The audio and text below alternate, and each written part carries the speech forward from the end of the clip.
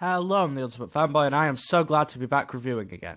I'm perfectly timed as well, because it's October, the month of Halloween, a time to celebrate horror and diabetes, but most importantly for my purposes, is the Halloween animations.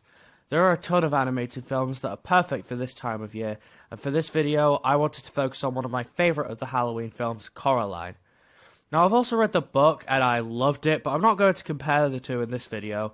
This is solely about how the movie stands on its own. So this movie follows Coraline, as the title suggests, as we see she isn't overly enthralled with her situation, moving to a new house in the countryside. Her parents are the typical movie with child protagonist cliché of workaholics with no time for her, so she spends her time talking to her strange neighbours and hanging out with an odd kid named Wybie, all the while wishing her life was more interesting, specifically her parents.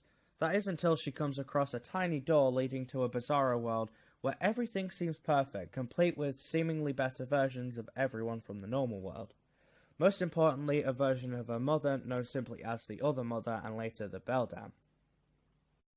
Everything seems great as Coraline gets everything she wants until the Beldam tries to convince Coraline to sew buttons onto her eyes, refusing to let her leave and promising to let her stay forever to get everything she wants if she complies.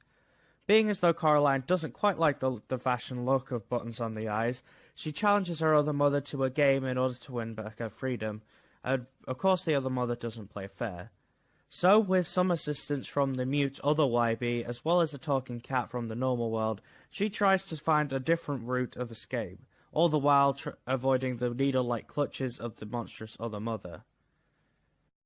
While at its core it's a simple monkey's paw type story, the plot is rich with intrigue due to the fear factor that comes from the other world. Even before the creepiness starts to set in, the other world has this really unsettling vibe, letting you know that there's something dark lying underneath, enticing you into something evil like the bioluminescent light in front of an anglerfish's mouth.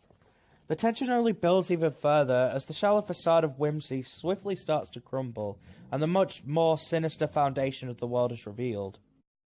The film creates a really strong feeling of entrapment and isolation, like the world is just a maze that Coraline has to figure out completely independently. It's true that she does get some help from both versions of Wybie and the cat, but for the most part she's completely alone, left to figure out this impossible trap created by the Beldam. And that feeling is embodied all throughout the films, especially when the stakes are so high. The more disturbing moments of the film also help to elevate the tense tone, but it also knows when to slow down and just let the atmosphere speak for itself. The characters Coraline meets in the normal world are fairly entertaining.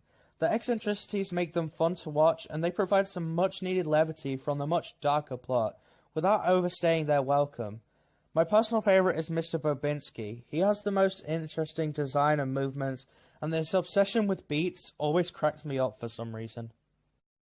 Although not a character in the book, Wybie proves himself to be a worthy ally, and isn't overly annoying to any degree, even if he is kind of a deus ex machina at the end. The characters are all great in my book, but the Beldam is the real highlight. She's a really creepy and threatening villain, and the majority of hair-raising moments are supplied by her. She's calculating, ominous, and seems to just indulge in her own macabre presence. And I also love how her design becomes less human and more robotic spider-like as the film goes on, emphasizing that Coraline is just prey to her.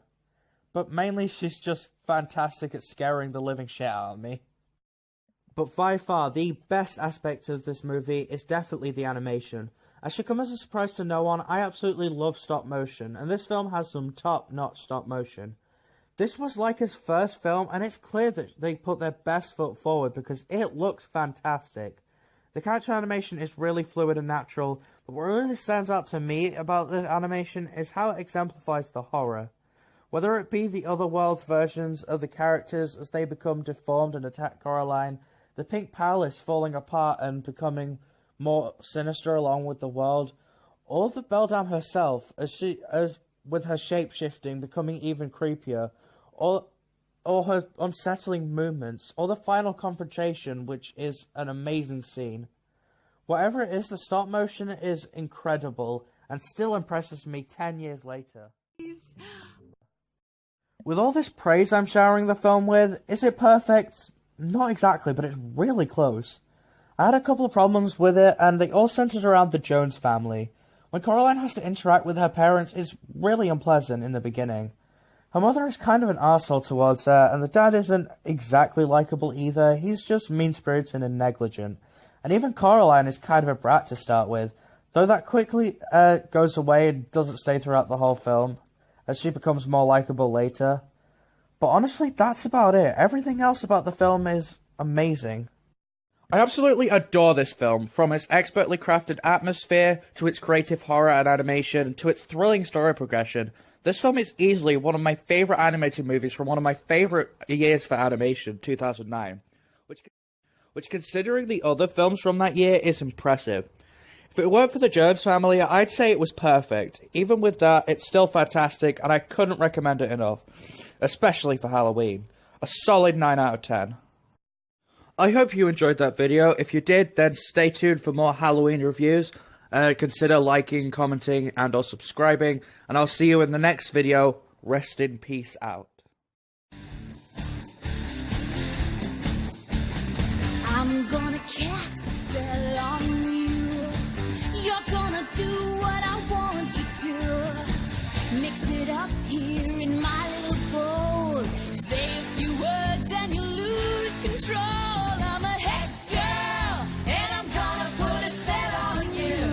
I'm gonna put a spell on you. I'm a hex girl, and I'm gonna put a spell on you. Put a spell on you.